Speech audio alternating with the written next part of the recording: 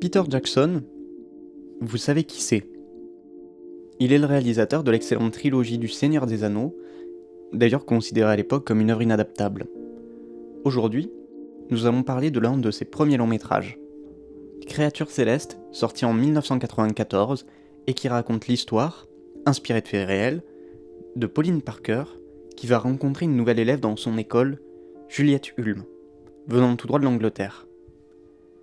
Ces deux filles, d'abord peu sociables, l'une dans la confrontation et l'autre très timide, vont rapidement devenir amies.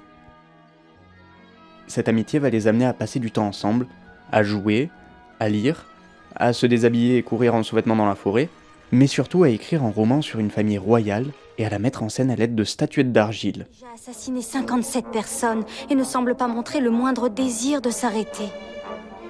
Cela m'inquiète, Charles. Ma chère, ma douce Déborah, les affaires de l'État occupent tout mon temps.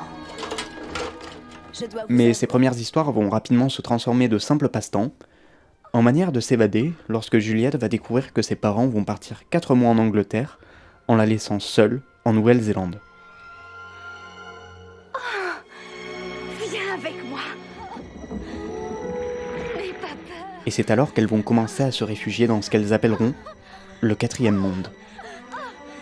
Suis-moi. Suis-moi.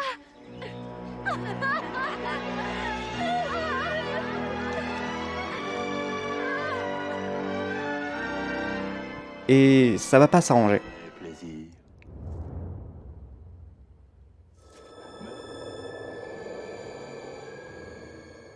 Ce passage marque le point de non-retour du film. À partir de ce moment-là, les personnages vont se créer un monde fictif dans lequel ils vont préférer se réconforter. Et c'est plutôt logique. Plus tard, dans le film, l'amitié va devenir charnelle après une déception amoureuse pour Pauline. Est-ce que je t'ai fait mal ? Il faut que je rentre. Le problème, on est en 1984, dans une société encore très homophobe. Homosexualité. Et les jeunes filles, qui ne comprennent pas encore très bien les tenants et aboutissants de leur relation, vont se mettre en colère contre leurs parents, qui vont faire de leur possible pour les séparer, jusqu'à ce que l'irréparable soit commis. Cette histoire, comme je vous l'ai dit plus tôt, est inspirée de faits réels. En effet, les deux filles ont bien existé. Ce fait divers a énormément bouleversé les Néo-Zélandais et est une histoire qui a été largement racontée. D'ailleurs, elle est appelée le meurtre le plus célèbre de la Nouvelle-Zélande. Au cours des années 1953-1954, Pauline Yvonne Parker relata dans son journal son amitié avec Juliette Marion Hulme.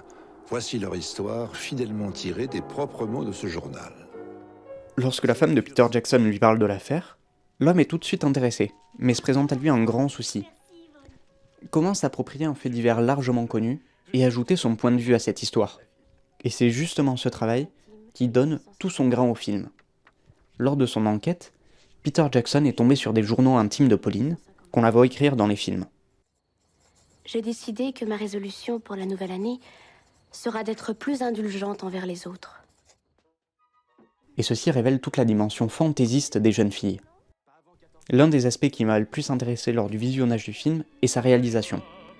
Peter Jackson met en scène l'histoire des deux filles à l'aide d'une technique simple, le mouvement de la caméra. Dit comme ça, c'est assez évident, mais la quantité et la manière dont sont réalisés ces mouvements nous montrent qu'ils ne sont pas simplement faits pour dynamiser ou déplacer une action, mais pour raconter cette histoire. Il s'agit d'un parti pris fort, et c'est assez rare de le faire de cette manière. Nous avons face à nous une caméra dont les mouvements sont grands, forts et évoquent la puissance des personnages. Cette puissance narrative que l'on pourra retrouver notamment dans Le Seigneur des Anneaux, dont l'histoire est plus cohérente avec cette technique. Devient l'extraordinaire télépathie qui existe entre Déborah et moi. Et pourquoi les autres nous traitent de cette façon ? C'est parce que nous sommes folles. Nous sommes complètement folles. Et nos seins le sont autant que nous. Mais dans le cadre de ce film, il nous rappelle que ce que vivent les deux jeunes filles n'est qu'une histoire qu'elles se racontent, qu'une simple fiction particulièrement enjolivée. Ce qui veut dire qu'un même mouvement de caméra, dans un contexte différent, ne raconte pas la même chose, et que donc, en tant que réalisateur, il faut motiver son mouvement de caméra par sa narration. Et c'est exactement ce que j'apprécie avec Créatures Célestes. Le film a beau ne pas être parfait, les intentions du réalisateur sont toujours au premier plan. Et tout ça me fait penser à un jeu vidéo qui s'appelle What Remains of Edith Finch. Dans ce jeu-là, le joueur va se voir incarner toute une panoplie de personnages dans leurs moments tragiques. Un personnage, Lewis Finch, commence une cure de désintoxication. À ce moment-là, il va commencer à s'imaginer un monde fantasmé dans lequel il est le roi et va vivre des aventures héroïques. Au-delà de simplement de l'histoire, le point entre les deux œuvres est plus fort. La qualité graphique des endroits imaginaires est assez semblable. D'un côté, nous avons des personnages d'argile et de l'autre, des marionnettes sans visage qui ne font qu'aduler Lewis.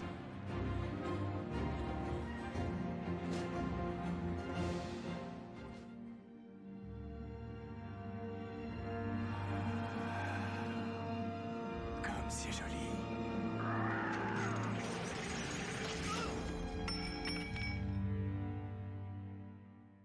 Mais ces œuvres, dans la place qu'elles donnent à l'imaginaire et à la fiction, nous laissent une question importante. Pourquoi voulons-nous nous évader ? Ces deux œuvres dessinent les traits d'un quotidien simple, avec des gens qui ne souffrent pas tant que ça, et qui vont se réfugier pourtant dans la fiction. Ce besoin de s'évader est présent en chacun de nous. Mais dans le cadre de ces histoires, ceux qui sont pris pour imager ce besoin n'ont pas d'équilibre, et ce sont les œuvres qui les composent qui, d'une certaine manière, transposent cet équilibre pour nous donner des solutions pour éviter de finir comme eux. Il est effrayant. Il est redoutable. Je n'ai jamais rien vu de plus hideux. Mais je l'adore.